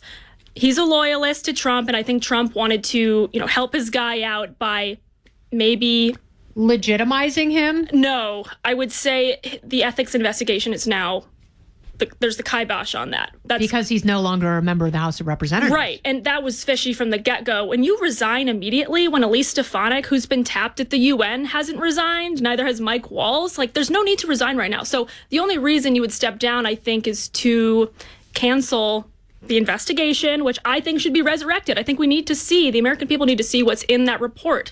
I'm sorry. Okay, then this is where I think we need to employ the political golden rule, which is if you would want a report released from a Democrat of whom you have, big outstanding questions about, then you have to ask the same of a Republican. Yeah, no. If there were a Democrat that was accused of doing drugs and sleeping with teenage girls, yeah, I'd want to see the report. Yes. They're egregious allegations, and if they're true, he should be nowhere near the Department of Justice. That's And if they did to Matt Gaetz what they've done to Donald Trump, then show those cards as well. Yes, the best disinfectant is still sunlight. But last thing I'll say, Kennedy, is that Mr. Clean and Clorox foaming bleach cleaner. Yes. I'm a fan. Although, Crunchy Con, plug, I love the natural cleaners. So RFK, that's a whole nother can of worms. Well, but I make my own. Yeah. With vinegar, water, eucalyptus, and lavender oils. I love that. See? And you don't have to fear about these chemicals seeping into. No, but I wear gloves and I clean things with bleach because bleach. It's the most effective. It's every mom and every serial killer's friend. All reliable. That's right. Yes. But you know what's great in a way about Gaetz getting all this drama and all the attention being focused on him is that the other really amazing picks will sail through the confirmation process because suddenly we don't care as much about them because this one is so insane. How do you feel about my friend Pete Hegseth? Oh my gosh. As the daughter of a Vietnam veteran who went to West Point, who was lamenting constantly, Kennedy, how the military academies and our fighting force itself had degenerated into mediocrity, wokeness. He was not confident at all that if we had to go to war again, we could. Granted, I'm sure the defense bureaucracy would claim we can, but listen, I mean, wokeness, DEI, CRT, they have infiltrated this military. That's not their primary mission. Their primary mission is to protect and defend the United States. And Hegseth has said for many years that we need to restore that as the mandate of the armed forces. And his credentials, I'm sorry, are incredible. Incredible. I mean, over 20 years of military service. He is decorated. Was a major. He's a major. He was a decorated veteran. You know, unlike Tim Walz, who exaggerated all. There's no comparison between those two. And I have to tell you, so my domestic partner, also a West Pointer, and he would tell you that the wokeness and rot is happening in Annapolis. Absolutely. Absolutely. I mean, and this is what happens when you hand the reins over to these, like, honestly, DEI consultants. And I mean, again, the Defense Department, which, you know, Lloyd Austin oversaw some of what went on at the academies. He allowed DEI to become like a legitimate part of those institutions. Why do you think they're having recruitment problems? Yes, and that's another thing. You really think that people who at one point would consider a military career, they want to get tangled in that hornet's nest? And if Hegseth, all he has to do is put out maybe 3 ads that are Top Gun Maverick style, and all of a sudden, boom, there's a recruitment, boom. And I do think that he will do wonders for patriotism among the military ranks. I think he will, get young men excited about defending this country again. And I think you can say that without, being a warmonger and saying, let's get ready to deploy. No, but we do have to. No, but that's where Pete has evolved. Yes. And he and I have been having ongoing discussions about this for 10 years because I do not want the United States to be involved in foreign wars. No. I don't want the United States to deploy boots on the ground everywhere there's an issue in the world. And he has come around to seeing that is the more practical and ethical viewpoint for our military. You and I share that, Kennedy, and I've evolved as well. And even my father's own peers from West Point, even on Vietnam, sometimes hindsight really is 20/20. And in the moment when you're fighting this red menace, communism in the 60s, it really did seem like an existential threat. Now, decades later, they look back, a lot of his buddies, and they say, we're not sure if that was actually. Does your dad know Jack Jones? No, not personally, no. But I mean, there's sometimes the realizations come years later, but that doesn't mean you shouldn't convey strength on the world stage, because peace through strength still is, I think, a good philosophy for foreign policy and military readiness. It's all about just being ready if the call arises. And but also in the right way and not having, I want Elon Musk and Vivek Ramaswamy to also take a look at the military and take a look at the redundancies. Yes. And the way that money is wasted, and there's waste everywhere. Yeah. There's waste everywhere. I think they should probably start with the Russian cat experiments and the, DEI apparatus, as well as, the money that we're still spending on the pandemic. FEMA is projected to spend like $70 billion by 2026 on the COVID pandemic, which is over. So, I mean, there's just so much rot in government. And I think Elon Musk, he can't wait to get his hands on the numbers and crunch it and see how can he reduce the, like you said, redundancies and the inefficiencies. And there's a lot of low-hanging fruit, apparently, that nobody was really interested in fiscal conservatism for the last couple decades. And now, because of Elon Musk and Vivek, I'm glad it's sexy again, because me too. There used to be a few policy wonks who were cost cutters, and they're few and far between. Yeah, they for years were kind of like disparaged as these like stuffy old, like fiscal hawks that like didn't understand the moment. Yeah, they hate people. They're so cruel. Yeah, you want to cut entitlements, or it's like, well, okay, let's start with waste. Let's start with these like ridiculous expenditures that are costing the taxpayer, and then we'll actually move in probably to some entitlements, because the bloat is magnificent and the welfare state is so far entrenched in this country that it does make me sad. Milton Friedman is certainly rolling in his grave. He is. I mean, that's why we're having such a hard time, because you cannot have a massive welfare state and open borders. Right. Those two things cannot coexist. Mathematically, they cannot coexist. Absolutely. And that's what this Democrat Party has done. Yeah. And that's why they lost. And they thought that. And it's really funny because they're doing all these postmortem interviews with immigrants who are like, yeah, I would have voted for Trump. If I could vote, I would, even though he wants to kick me out of the country because I want my kids to have a better life. Hispanics are socially conservative? You're telling me for the first time. Unbelievable. I mean... shame on Republicans for not trying to reach out to Hispanic voters sooner. I agree. I mean, I think... And writing them off like, oh, they're just Democrats. It's like, no. Dum-dums. They're small business owners. Right. They're families. They're pro-life. They're Catholic. Yes. Reach out to your natural base. Right. And if they didn't flee central planning or communist regimes, they're certainly adjacent to them. They have a lived memory of a form of socialism that we have not lived under. So I think when they come here, they see the opportunities that honestly so many Gen Z kids and other generations take for granted, and they vote conservatively. So thank God the minority coalition that was assembled came together, but it was kind of high risk, to get all these groups on board, especially the low propensity males who apparently don't really turn out as regularly as women, but this time they did, and women turned out. What do you credit that with? Do you think it was Joe Rogan? Listen, I do actually think the alternative media strategy, shout out to Barron Trump. I know he's sitting in his NYU dorm room thinking like, I did this. I do think it made a huge difference because young guys listen to that. Like, it's kind of like their religion. They listen to Andrew Schultz. They listen to Theo Vaughn. And my boyfriend does stand-up comedy on the side in New York City, and he'll tell you, like, all these comics are more contrarian than you would think. And even if they're not, like, rah-rah, Tony Hinchcliffe, like, for Trump, they are very much critical of the progressive woke groupthink, and I think that planted a seed in the minds of many young men that, by the way, you've been disenfranchised by this party. Yes. Do you want to get your power back? Don't vote for them. And I think they were galvanized. Don't vote for them. They hate you. Yeah, they hate you. Same for anyone who wants to start a business. Bernie Sanders and AOC, they hate you. I'm going to talk about AOC in a little bit.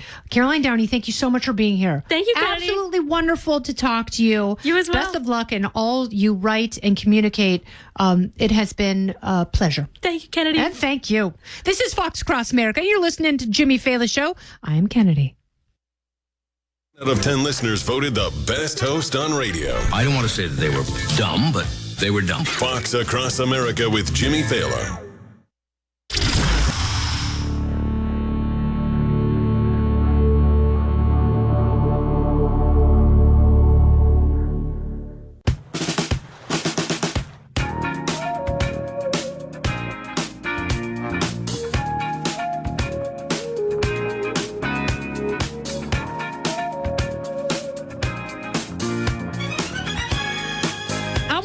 You all day and all night. Hell, I'll even take a little dusk rocking. It is Fox Across America with Jimmy Failla. I'm Kennedy filling in for Jimmy. Oh, wow! Thank you. That's what everyone's saying, especially Joe in North Carolina, who wants to talk. He's called the Bat Line, 888-788-9910. Joe, you're on Fox Across America. You lucky dog. Hello, Kennedy. Hello, Joe. How are you? Amazing. Hey, I just saw you on Outnumbered earlier today. Did you clone yourself? I did. It was the miracle of science. I had a transporter that I was using to go between the outnumbered couch and the studio.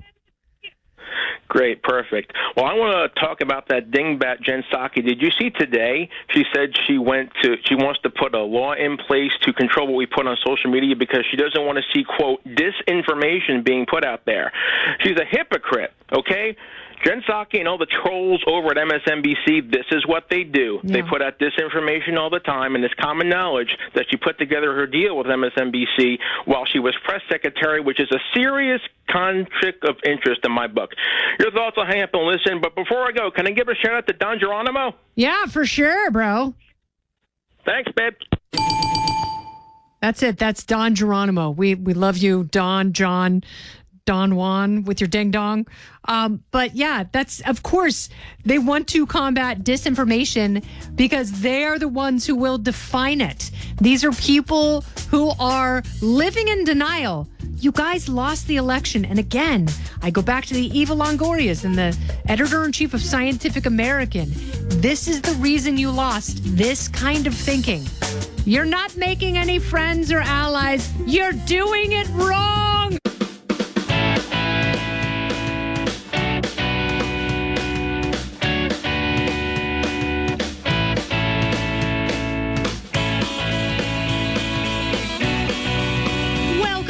Fox Across America. We are in our waning moments, but we still have many remaining moments. And there's a lot going on in politics, obviously, that we need to get a handle on. So joining me now, Republican National Committee National Spokesperson Elizabeth Pipko is in the house. You've heard her before. You've seen her on Fox News Saturday Night. And she is here with me on the Jimmy Failla radio program. Elizabeth, welcome to Fox Across America. Thanks so much for having me. So how are things in your world this week? You know, things are crazy, but things are good. It's like you work so hard on the campaign, you forget that life continues after, right? Like all I thought was that November 5th was the election, and then I forgot that I'd continue living after the fact. So things are good. I still have not accepted what happened last week, but I think that's kind of what makes it exciting. I'm sure I'll be kind of overthinking it and living back to that moment for the next many, many years. But things are crazy, right? People are trying to figure out what the next administration is going to look like. I'm trying to figure out if I have a spot there as well. And it's just a really exciting time. Everyone I talked to is really, really excited for the landslide we saw and to see what happens in the next 4 years in Washington, D.C. Did you think the race was as close as so many of the pollsters claimed? And, you know, I think back to some of those organizations that had Kamala Harris up. You know, there were CBS News and YouGov polls with her up, you know, as much as 6 points. I think one Atlas poll had her up 6 points. So, and several of them, there was a tie, including the New York Times and I believe CNN, and other places like Fox had President Trump up. So within the campaign, did you believe that, or what did your internal polling tell you?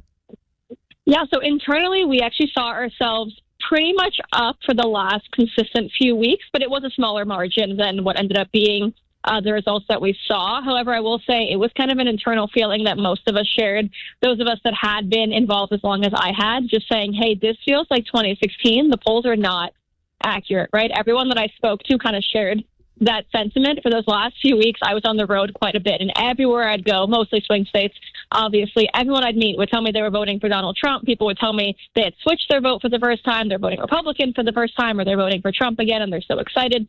And I just got very similar feelings to 2016, where I would go to the office every day, know that the media was reporting that we had no chance of winning, but for some reason I just felt confident because everyone I was speaking to was telling me they were voting Trump. So it was a very similar feeling for a lot of us.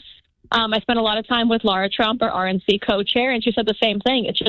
It made 2016 come back to life because no matter where you went, the reality just didn't match up with what was portrayed across mainstream media. The people wanted what they wanted. They were going to vote how they were going to vote, and no one was going to tell them otherwise, right? People love to tell the American people how to think, how to feel, and unfortunately, even how to vote. And I think much like in 2016, this was a time where the American people said, we're voting how we want. We know what's best for us, no matter what it is that you're going to say and it got or do. so icky and paternalistic with George Clooney and Julia Roberts voicing these Harris ads where, it's like voters were secretly going to go in, men and women, and they were going to vote for Kamala in secret. And even Norah O'Donnell went on CBS and was like, well, we're hearing anecdotally that there is the secret Harris voter and women are going to turn out. And it's like, did that happen?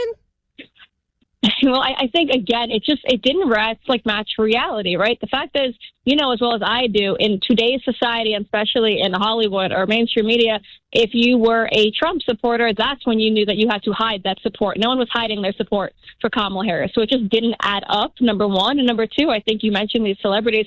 I think it had the opposite effect. I think the more people go to work every day and come back and try to, raise their children and have enough money to put them through college and live a happy American life, they don't look to George Clooney to know what to do. And in fact, many people I know say if George Clooney says to vote this way, I'm going the other way, because he and I live very different lives. Well, they also couldn't back up their claims, which was my problem, because, when you have someone like George Clooney or Cardi B say vote for Kamala, it's like, why? Tell me why I should vote for her. And no one could really make that case. They could only say, well, democracy is under attack and it's the most important election of our lifetime. That's why. And it's like, well, then why not nominate my neighbor Pam? She's also not Trump. She's lovely. She's got a great sense of style. She has an infectious laugh, not a creepy one. And I think she's mostly sober. Exactly. And I think, honestly, it's comical now. Like, when we look back at it, it actually is, because the fact is, people said for many months, for example, Joe Biden should drop out, but that he wasn't, because Kamala Harris was historically unpopular, right? So the fact that people were going to buy into the fact that she suddenly was this great candidate, which is never going to land. The fact is, people knew she wasn't good for the job. People knew Donald Trump was better. And like you said, the argument that someone should be elected because they're not Trump is not enough for the American people who have to focus on their futures. I want to ask you this, because when I talked to Arnon Mishkin, the director of the Fox News decision desk, he was telling me that, campaigns spend the most on polling. It's about 10% of their budget, maybe 15%. So if you're talking about a campaign that had $1 billion budget, they spent $100 million conservatively on internal polling, which they were doing constantly, every day, every battleground state. And the Democrats that I talked to said they are giddy. They are so excited for Election Day. Their internal polling is off the charts. What kind of polling were they getting? Were they being actively lied to? Or is their methodology just so bad that they really didn't see this coming? I think it's twofold. Number one, I've seen a lot of people just simply be off with the way that they do their polling. I think Donald Trump changed the game in 2016, and I think the demographics are so different from what we've seen before that people almost don't know who to poll, because the normal groups you'd expect to vote Democrat, the young voters, the black voters, Hispanic voters, Jewish voters, they're not leading Democrat as heavily as they did before.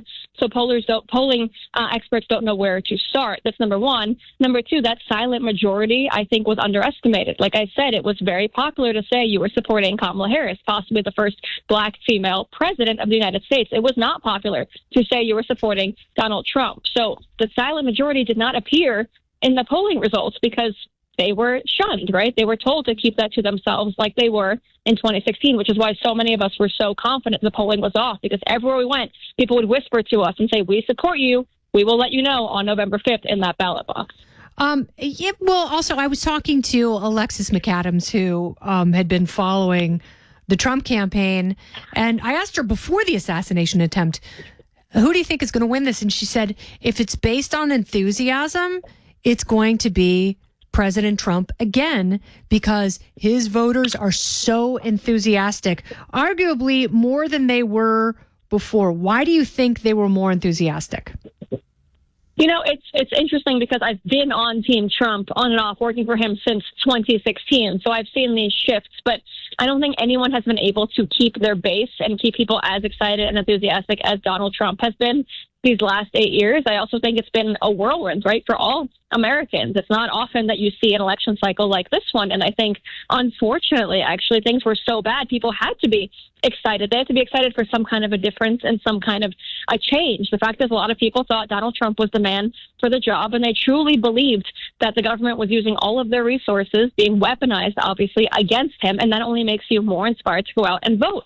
On top of that, when you see a man nearly lose his life on national television and get up and back on the campaign trail within 48 hours, more excited to fight for the American people than ever before, that riles up a base and that makes people inspired, I think, more than anything else.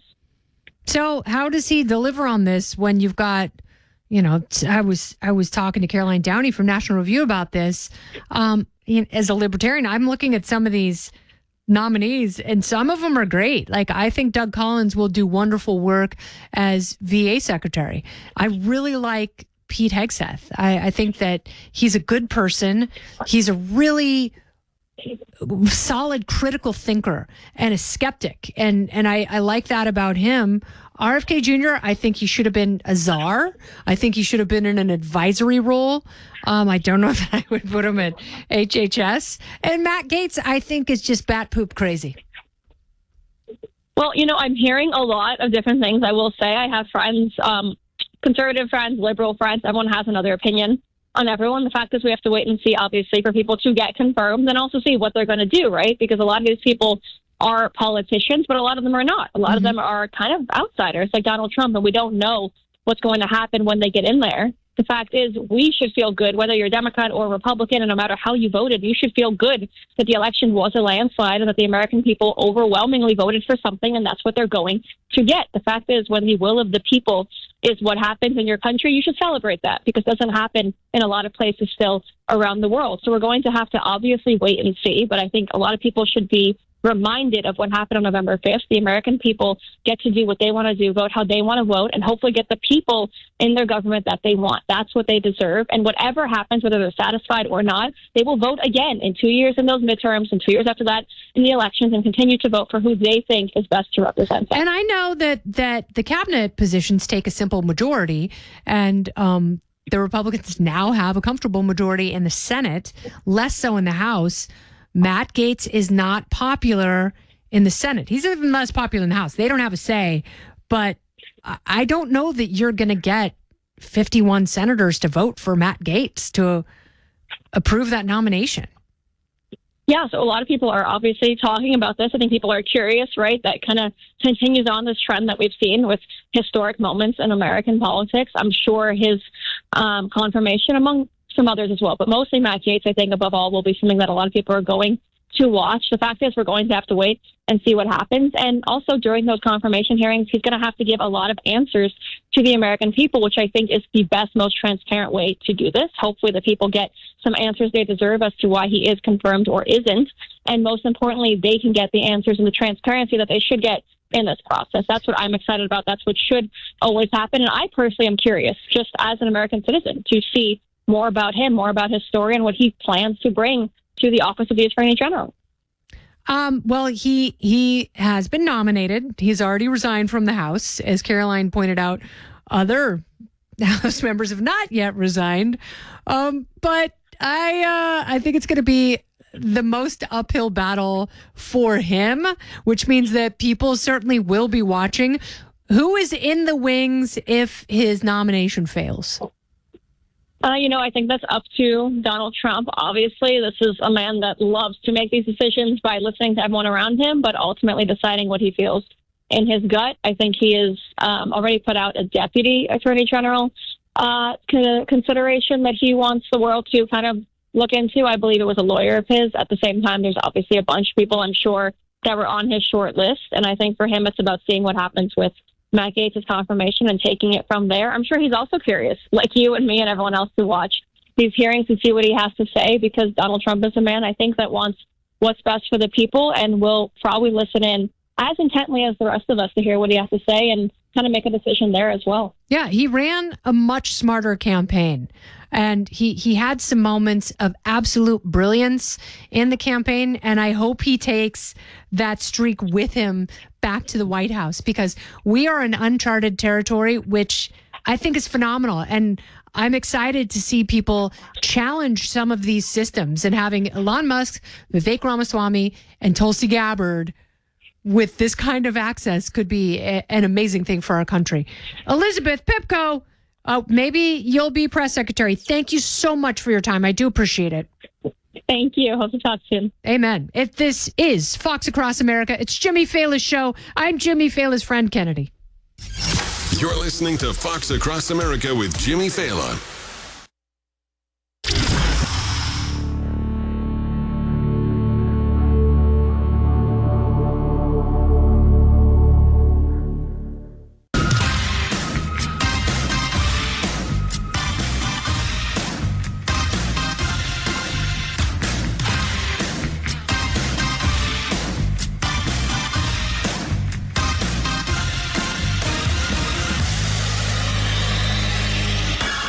View to a thrill, more like it. Welcome back to Fox Across America. It is the Kennedalia in for the Jimmy Failla. And we have a big fight tonight, which I'm so excited for. I have met and interviewed Mike Tyson. I was at the fight when he bit off Evander Holyfield's ear. And I hope that he just goes a little crazy tonight on Jake Paul. It's about time.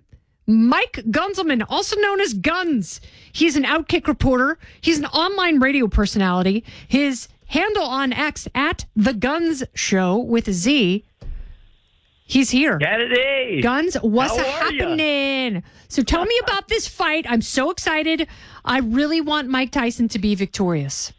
I loved your intro because I'm right there with you. I want Mike Tyson to just go berserk on Jake Paul. And you know what? I don't think I'm alone, because we're already looking at the Vegas betting odds, and they are tremendously moving towards Mike Tyson. Now, he's still the underdog, but the money is really coming in on him, as people think that even though he's 58 years old, he looks fantastic. I can tell you this. Whoever's listening right now, none of us are going to look as good as Mike Tyson does right now at the age of 58. He is jacked. And all it takes, Kennedy, what's really interesting about this fight is there's a lot of unknowns, because, listen, he's 58 years old. He's facing Jake Paul, who's a YouTuber turned boxer turned troll, loves talking.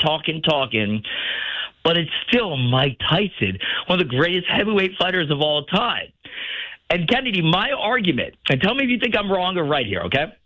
My argument has been, you can't take that, killer instinct out of someone like Mike Tyson. Sure, he's a lot of fun and everything like that, but if he gets, gets caught with a punch, there's no guarantee that Mike Tyson might just not snap and just start wailing, and that's what I'm hoping happens. I don't think he's going to have to get punched in the face. I think that, he has healed his brain with the help of psychedelics, which is possible. And I'm not telling everyone to go out there and do psychedelics, but if you do have some guided therapy, it could be very, very useful. And it was for him, and he came to terms with a lot of his trauma.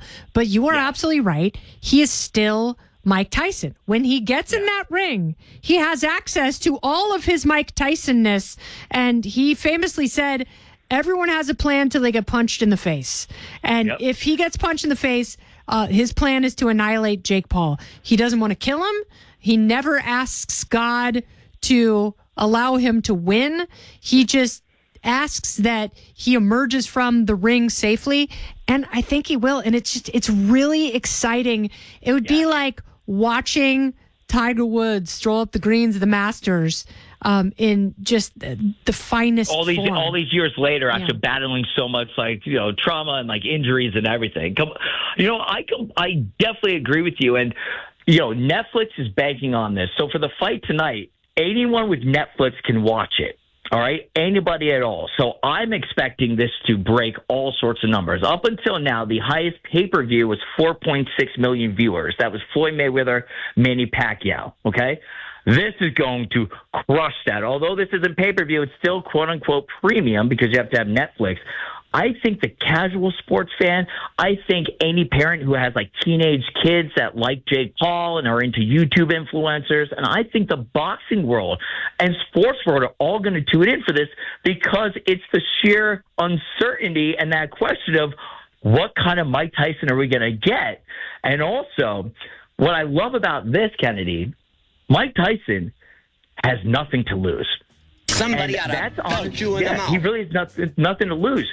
Jake Paul has all the pressure. Jake Paul cannot lose this if he wants to really pursue boxing. You lost to a 58-year-old? Like, come on now. Even though it is Mike Tyson. Jake Paul has all the pressure. Mike Tyson's going to come in there. He's going to get a payday no matter what. Yes, and this is going to be my payday, Guns. You're a hero and a legend. Love talking to you. Booyah!